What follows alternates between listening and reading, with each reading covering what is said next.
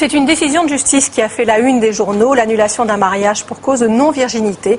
La virginité étant, je cite, une des qualités essentielles requises par l'époux en question. Dans le magazine, bien sûr, nous n'allons pas discuter cette décision de justice, mais uniquement donner un éclaircissement sur ce qui symbolise, du point de vue anatomique, la virginité. C'est l'hymen, mais également on va parler de sa reconstruction. On va commencer par se repérer un peu dans l'anatomie humaine. Voici un sexe. Ah, c'est pas la bonne image, Marina. Si? Non, c'est pas la bonne image. Non, pas du tout. Vous voulez bien mettre la bonne image? Voilà, c'est ça. Merci. Déjà, vous pouvez dire d'où ça vient, le mot hymen? Hymen, ça vient de humen, en grec, qui signifie membrane. Voilà, on va le comprendre, effectivement. Donc voici un sexe féminin vu de face.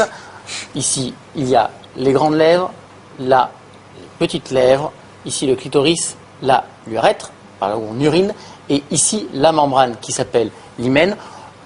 Ici, elle a un trou un peu important. On l'a symbolisé bien assez large pour bien qu'on comprenne. Cette membrane, elle est tout ici, mais selon les femmes, ça peut être très différent.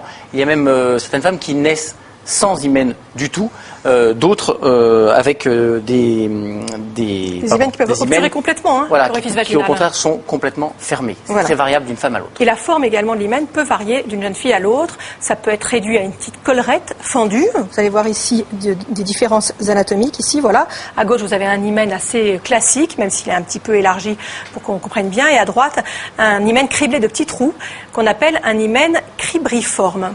Alors habituellement, l'hymen se rompt lors du premier rapport sexuel. On va reprendre ici un hymen intact à gauche, un hymen qui se rompt à droite. Vous voyez qu'en derrière l'hymen rompu, on va donc distinguer l'entrée du vagin. En général, il se déchire en deux parties ou plus. La déchirure peut s'accompagner d'un léger saignement qui s'arrête spontanément. Et c'est ce qui signe dans l'esprit populaire la perte de la virginité. Mais contrairement aux idées reçues, toutes les femmes ne saignent pas forcément lors du premier rapport sexuel.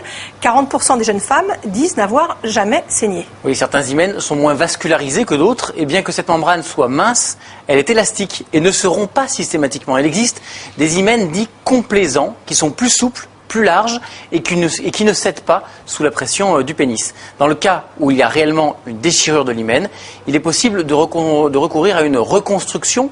C'est ce que l'on appelle une hyménoplastie.